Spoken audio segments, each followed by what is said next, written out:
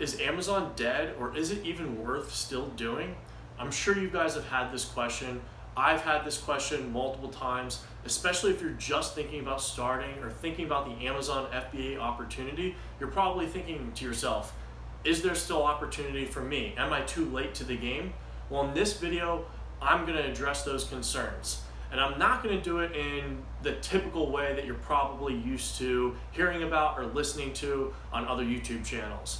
No, I'm gonna define 3 market scenarios and then talk to you about kind of the strategies that we took, real case studies that we took on how we are competing within these markets. These are real examples of how we're dealing with the Amazon FBA opportunity as it continues to evolve through 2019, 2020, and beyond.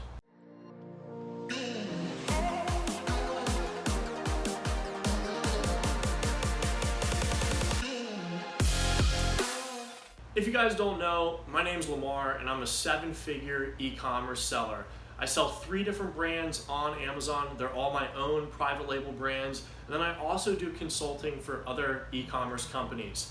And this has given me quite a bit of insight into many different markets on Amazon. It's given me great perspective on just those markets and how to deal with certain situations within each respective market. In the video today, I recently read a book called Guerrilla Warfare by Rez, and it's a little bit of an older book. However, a lot of the principles still apply to markets that we're seeing today, especially on Amazon. So I've taken some of those concepts from that book and I'm going to be applying it to things that I'm seeing on Amazon and breaking it down really nice and easy for you guys so that you can go out there and take some of these learnings for yourself and apply them to the Amazon FBA opportunity. Before we jump into the video, I did want to make sure that you guys have clicked that subscribe button and you're following along on the channel. You know, I'm here trying to provide the best possible content for you guys. If you're getting value out of this video, please hit that thumbs up button or drop a comment below.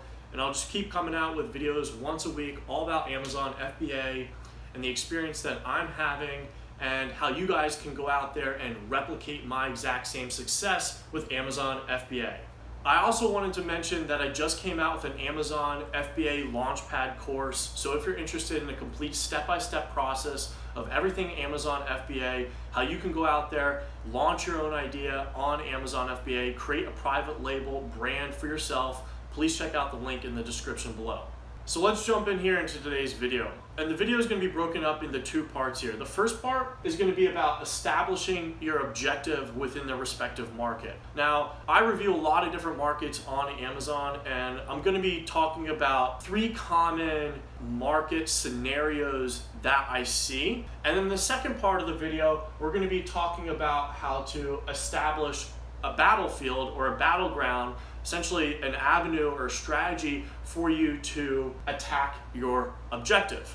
That's the way the video is going to be broken up. Now, keep in mind, I'm going to be giving kind of an overview on 3 different common markets on Amazon and 3 different common reactions. I hope that this is interesting to everybody watching here. I think what's going to happen is you're going to be able to pull different things out from each kind of point here, and then you're going to have to go off and apply these tactics or strategies in your own respective market that you're thinking about breaking into, or you're already in there and you're thinking about what do I do next as the Amazon FBA opportunity continues to evolve over the next several months and years to come. So let's start talking about establishing your objective within your respective market. So when I'm looking at an Amazon market, and what I mean by that, or how I define a market, is one keyword on Amazon that you would search into the search bar. Let's say it's a specific keyword such as garlic press or bread box, right? There's a single keyword or phrase that describes a particular product. So if we're talking about bread box, that is a market on Amazon, and that's how I'm going to be describing markets going forward. Those are essentially niche markets. When we're talking about establishing our objective within that market, there tends to be, or I see 3 different types of objectives that a company or a brand is essentially taking within the respective market. I see three different objectives that's going on. The first one is market domination.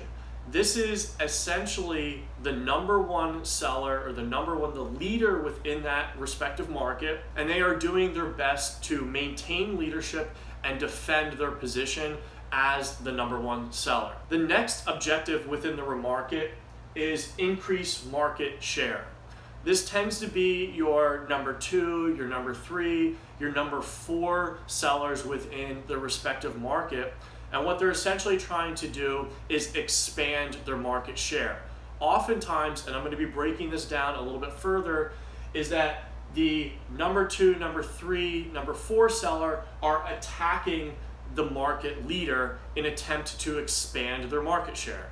And then the last objective, and this is where I think it's going to be crucial, especially for brand new or beginner Amazon sellers, if they're looking to be successful on Amazon going into the future, and if you're thinking about evaluating the market opportunity for yourself, it's within this category down here. And the objective is profitable survival. And profitable survival is essentially defined by launching or segmenting the market in a differentiated way. Oftentimes this comes down to a differentiated product. However, we can also segment the market in other ways. And in essence, we don't want to cause too much of attention, or we don't want to grab too much attention from the market leader or these other couple players here that are kind of battling it out. And instead we want to segment the market, come in with a differentiated product where there's still opportunity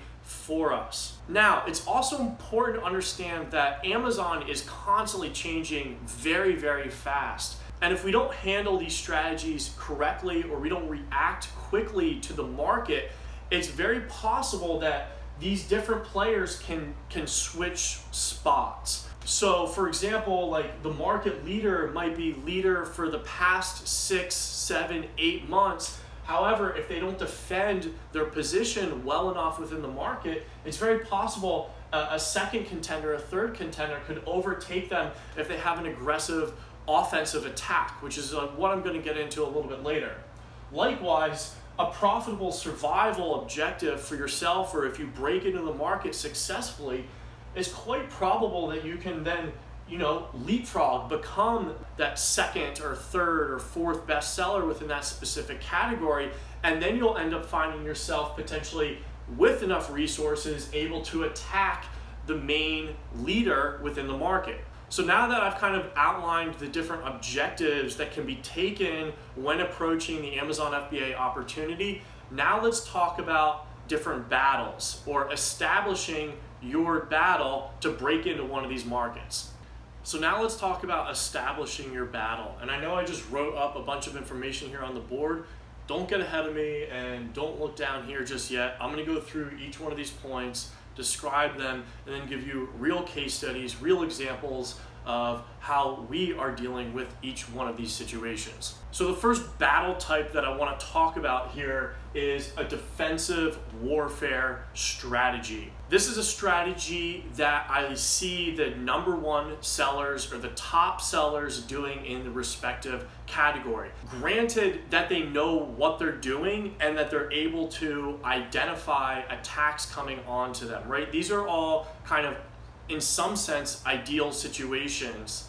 However, I'm trying to talk about the markets a little bit generally speaking here so that I'm able to define them for you. So the first one that we're going to talk about is defensive warfare. Essentially, there are two principles of defensive warfare. Again, this is for the number one or the best seller within the category, assuming that they know, here again, what they're doing. The first defensive strategy or principle is to attack yourself. And what I mean by that is to maintain your leadership within that market. The best way to play or to defend yourself is to attack yourself. And that is through product innovation most of the time. So let's say that you have a product version 1.0, and then you came out with a version 2.0 that has new and improved features. Maybe you launch a patented product. to give you more of a defensible stance within that market. The second principle of a defensive warfare strategy here is to block offensive attacks. Okay, so as the #1 leader within the market, there's going to be other competitors that try to attack you, whether that's in marketing or marketing budget or PPC spend. To give an example specific to Amazon, you as the market leader have to block every attempt from the competitors to take your stance. So these other competitors are going to be trying to take over your ground, and you need to be prepared to block them. So to block offensive attacks would be to constantly be improving your product, improving your listing, continuing to stay on that forefront to maintain your dominance within that market, making it more expensive for people to advertise within that market, renegotiate with suppliers on pricing. You're constantly trying to level up your brand, level up your position, and level up your product within the market. So I now want to talk about a case study, a real example of how we were dealing with this scenario. We had a product that was in this position. We were the #1 seller within the category. We had the most reviews on the listing. We were the dominant player within this category. And what happened was over the past 12, 18 months, a lot of competitors have come into the product category and they have copied our product directly. And we didn't have much product differentiation, with this product. So it was very easy for competitors to copy us. Essentially copied, ripped off our product. They created just as good of a listing, and they started to undercut us on price. So as you can imagine, if we don't do anything, we're quickly going to lose our dominant position within this market. So what did we do? Our reactions for this over the past 6 months has been to fight back. Okay, as the #1 leader, we have raised our PPC bids. We're now bidding on other people's listings. We've become much more aggressive in our marketing stance.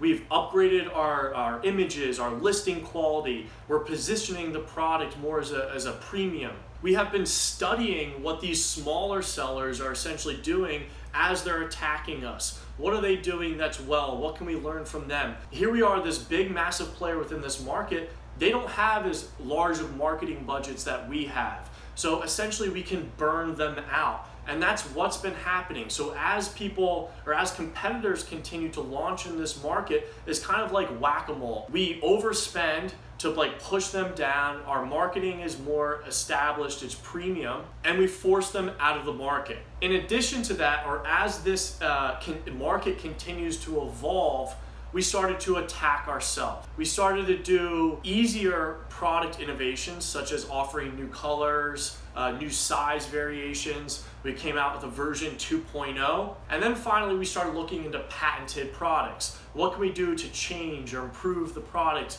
at its core and potentially get some IP on there that would give us even more of a defensive strategy as we continue to be established within this market. So as you can tell, this is a little bit of an ongoing process. We're kind of in the middle of doing all of this, but that is essentially how we're executing on a defensive warfare battleground and how we're continuing to maintain dominance within this market. Now let's talk about the next battle, which is an offensive warfare strategy. The offensive warfare strategy is typically taken on or should be taken on by either the #2, #3, #4 player within the respective market. Basically has 3 principles. The first one is determine the strength of the leader. So as the 2nd, 3rd, 4th player within the market, we want to be analyzing the leader and determining what the leader's strengths are. What are they really good at? From there, we want to seek a weakness within that strength. So while the leader is marketing or pushing that strength, what inherent weakness does the leader have at the same time within that strength? And last but not least, we want to attack on that specific strength on as a narrow front as possible. So we don't want to blast a bunch of confusing marketing campaigns in a bunch of different areas, right? We need to attack that leader on a specific front, on a very narrow front, and really drive it home and make it very clear and obvious that we are this certain product versus this product, and set it home in the customer's mind, or have the customer realize very clearly the differences between that product and our product. So now let's talk about some scenarios here. This is also a real case study. It's a little bit similar to the first one. Essentially, this brand, this product was in an established market here. It's a pretty large market. We're talking 10, 15,000 units going through the market total per month. So it's a pretty large market. And their stance within the market was probably 3 or 4, sometimes 5. So we were not the market leader within this market. So both our product and the competitor's product all looked identical. So as you can imagine, very challenging way to compete within a market if you have no product differentiation. However, this was the situation. We were number 3, 4, 5 leader within the respective market. The number 1 leader within the market had a lower price and the most reviews. In addition to that, there was also tons of competition coming into the market. Again, this is over the past 12, 18 months, lots of competition coming into this market, so highly competitive. PPC costs are going up, lots of people competing on price. It's a warfare. I mean, there's a lot going on within this market. I basically took a look at the competition, I analyzed the competition, and I realized or understood that our listing just wasn't up to par. Actually, the competitors' listings were better than our listings. We needed to upgrade them. We need to essentially reposition our product within the competitor and then drive home on a narrow front a marketing campaign that would essentially reposition and differentiate our product on the marketing side. So that's just what we did. We repositioned the product as higher quality. We repositioned the product as having the second most number of reviews, which we did. We have over 1,000 reviews on the specific product listing, which was the second most amount. We offer USA-based phone customer service, which the other competitors were not offering. And because we were positioned 2, 3, 4, 5 within the market, depending on the given week, we decided that we did not have enough resources to try to take on the number 1 leader or to compete more aggressively within the market. So we actually reduced a lot of our marketing budget within the specific market. So we started to cut our PPC spend, and eventually we ended up just stopping PPC spend, which surprisingly had some decent results. By stopping PPC, we actually increased our conversion rates on the listing, which helped, continue on the sales, and most importantly, it helped maintain our margin. So while we weren't able to necessarily attack the leader or go after, these bigger sellers, we were able to preserve our margin, maintain our stance of 3, 4, 5 within the market while preserving our margin. In addition to that, we needed to get way more competitive on price. So you should always be renegotiating your price with your factory. However, in this case, we actually had our China team go out there and find a bunch of other factories that can make the same product. And by switching factories, we were able to reduce our price up to $10 for this specific product, which is massive. It basically gave us another 10 points on our gross margin by being able to reduce our price so aggressively like that by switching factories. So as you guys are in bigger markets, or as you get into bigger markets, switching factories, renegotiating price is a must, especially when there's more competition coming in and other competitors are undercutting you on price. You got to get more price aggressive with your factory and with your suppliers. And the last battlefield here is guerrilla warfare. Now, this is often my favorite battle to fight. This is where I'm most successful within my brands. This is where I like to encourage new or beginning sellers. If you're just starting out on Amazon FBA, this is how you break into a market. So guerrilla warfare essentially has 3 main principles. The first principle is to identify a small enough market to defend. So let's take Redbox, for example, as our market. We want to segment that market and create another sub-market below that allows us to directly address. And that's what I mean there by identifying a small market. So with bread box as an example, maybe it's stainless steel bread box, or maybe it's a different customer demographic, right? So if all of the customers are serving generally to a certain population, maybe you can serve customers specifically to women or to men or to children, right? So if you're able to call out that specific demographic and speak directly to them, you're essentially identifying a small enough market to defend. The second principle of guerrilla warfare is never act like the leader. So as we're breaking into this market, we don't want to cause attention. We don't want to draw attention from the market leader. We want to break in and subtly carve out a piece of market share without attacking the direct leader. And the reason for that is because assuming that they're going to be applying a defensive warfare strategy, they are going to attack back. And we don't have enough resources necessarily to fight them just yet head on, so we can't go after the number one seller. And the last principle of a guerrilla warfare strategy is be ready to enter and exit the market very quickly. We are small, we're lean, we're nimble. We need to break into the market, test it, figure out if we can establish ourselves within that market. If we can, great, stay there. If we can't, get out, try another market. Those are the three principles of guerrilla warfare. So now let's talk about a case study. This is a real case study within my business. We were essentially thinking about breaking into a product category for the first time. We identified that a lot of the competitors, this product specifically, was very boring. Everybody was selling a very identical, boring product. There wasn't any product differentiation. Most of the products were extremely cheap. Nobody was thinking about how to improve or innovate, offer different colors within this specific product. But we realized that people were looking for a premium, a higher priced product. They wanted something different. People weren't satisfied with this mundane, cheap product.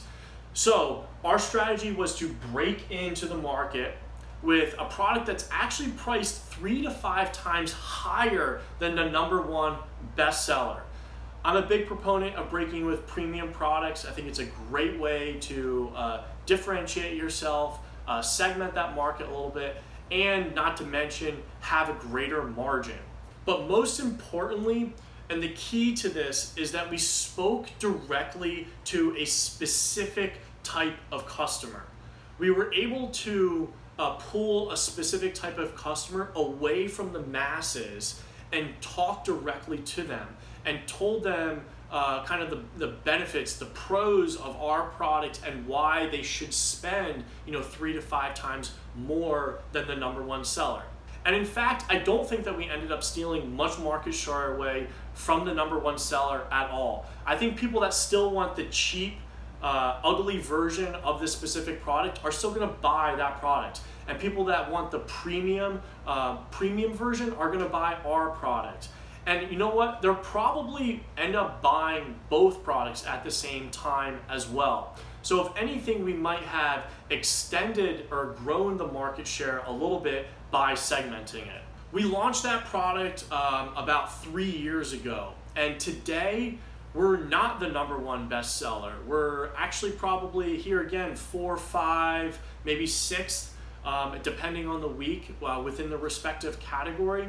And other sellers outsell us like quite a lot. However, we still have great sales, our margin's still awesome, we're speaking directly to a loyal, cult-like customer base that really loves our brand identity. And most of all, those number one sellers, those number one seller, number two sellers have left us alone. They don't want to do what we're doing because it's complicated, okay? Our product differentiation is hard. It takes a lot more work to do what we're doing. So therefore, these big companies that are within this category, the number one seller, aren't willing to do it. But it's allowed us to be and continue to be successful. And now we're applying this strategy into many other markets on Amazon. So it's not just unique to one market category. We're we're taking this formula and they're going out there and we're applying it again and again to other markets, and it's working. It's quite successful. So there you guys have it. I wanted to give you kind of an overview there on how to establish your objective within the specific Amazon market, and then how to go about implementing different strategies or determining your battlefield and the different strategy that correlates appropriately. If you guys are interested in unpacking these things a little bit more, and you're interested in building an Amazon FBA business or starting your own private label business utilizing Amazon FBA, please check out my course in the link below, where I literally go step-by-step process. Everything from coming up with an idea to sourcing that product, getting it manufactured, shipping it over, and launching it on Amazon utilizing Amazon FBA.